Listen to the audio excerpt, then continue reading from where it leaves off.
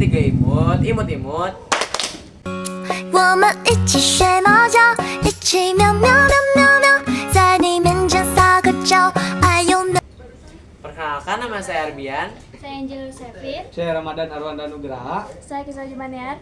Saya Anissa. Kami dari kelompok 3. Selamat menyaksikan.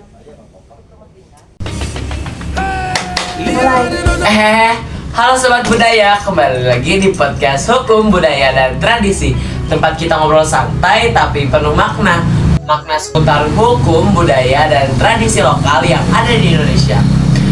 Nah, gak mungkin dong aku ngobrol sendirian. Sekarang kita kedatangan tamu yang sangat spesial dari SMA Negeri 30 Bandung, Angel Yosefin dan Anissa Gasania.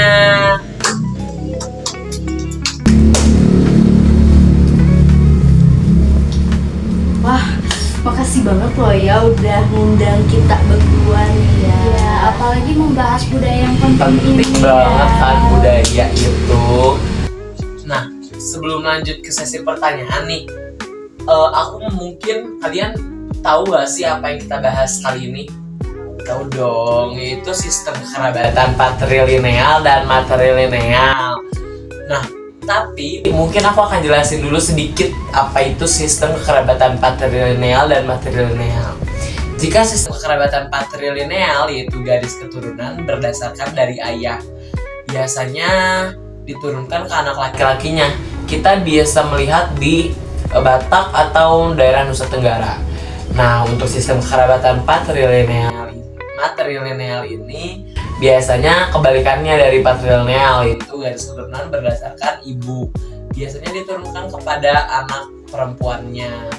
Nah, kita bisa melihatnya di Sumatera Barat, tepatnya di Riau ya teman-teman.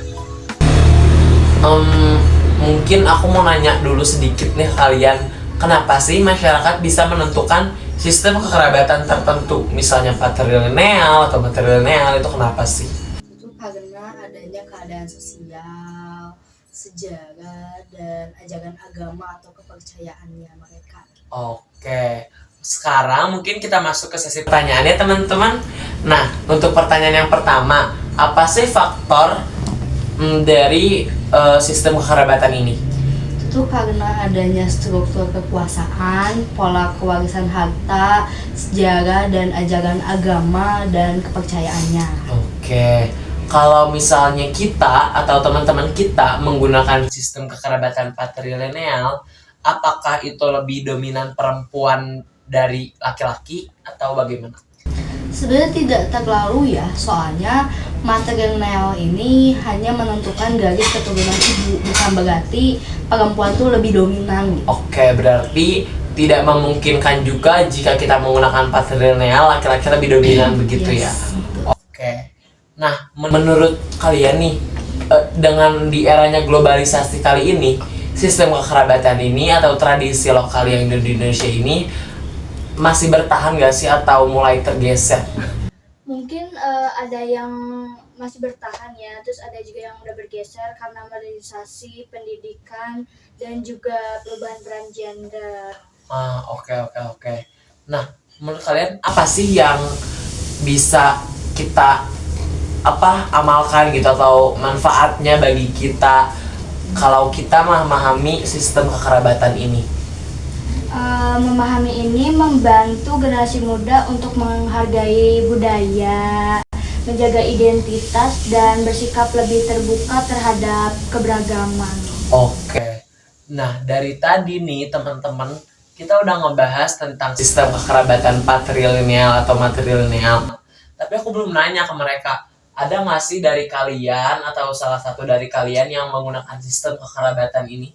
Aku. Oke. Kebetulan keluarga aku lahir di suku Batak ya, jadi keluarga aku itu pakai sistem patrilineal. Oke, jadi teman-teman bisa kita lihat sendiri bahwa di sekitar kita juga masih banyak yang melestarikan budaya atau tradisi yang ada di Indonesia ya teman-teman. Nah, makasih banyak teman-teman, jawabannya keren-keren banget, pintar-pintar banget teman-teman.